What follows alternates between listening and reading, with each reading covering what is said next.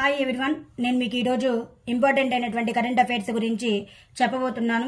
మీరు ఈ వీడియోని మొదటి నుండి చివరి వరకు ఎక్కడ స్కిప్ చేయకుండా చూసినట్లయితే ఈ కరెంట్ అఫైర్స్ మీకు అర్థమవుతుంది. అలాగనే ఈ వీడియో మీకు నచ్చినట్లయితే లైక్ మరియు సబ్స్క్రైబ్ చేసుకున్నట్లయితే డైలీ కరెంట్ అఫైర్స్ మీకు నోటిఫికేషన్ రూపంలో అప్డేట్ అవుతూ ఉంటాయి. ఈక్వెస్టీరియన్ స్పోర్ట్స్ కోసం అర్జున అవార్డును అందుకున్న మొదటి భారతీయ మహిళ ఇటీవల ఎవరు? Divyakriti Singh.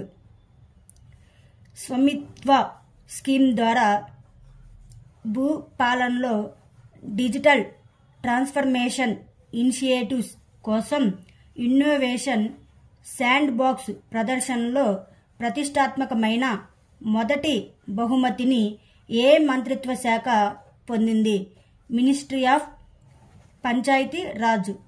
2024 Henley passport index ప్రకారం భారతదేశం ర్యాంకు ఎంత?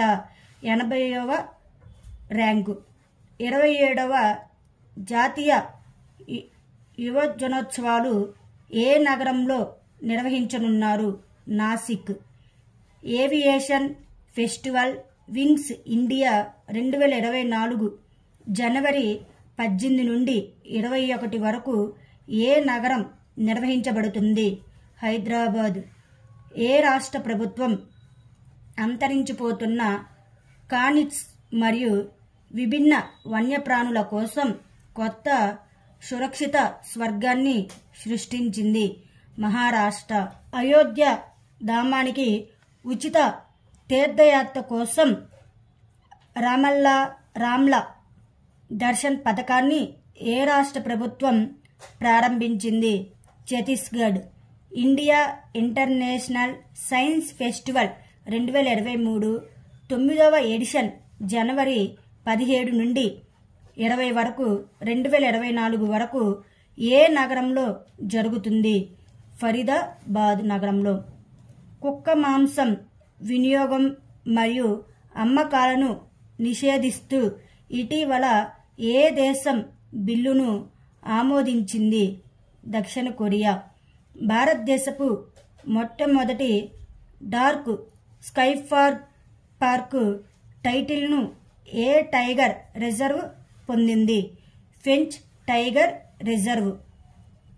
సముద్రంపై భారతదేశం యొక్క పొడవైన వంతెనను ఎవరు ప్రారంభించాడు? నరేంద్ర మోదీ.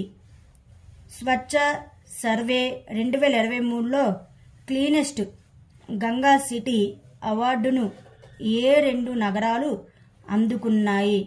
వారణాసి మరియు ప్రయాగ్రాజ్. కొత్త తరం ఆకాశ్ క్షిపణిని విజయవంతంగా పరీక్షించారు. ఇది ఏ రకమైన క్షిపణి? ఉపరితలం నుండి గాలి. Carbon border adjustment mechanism carbon intensive ఉత్పత్తులపై సుంకం ఏ సంస్థ యొక్క యంత్రాంగం? European union.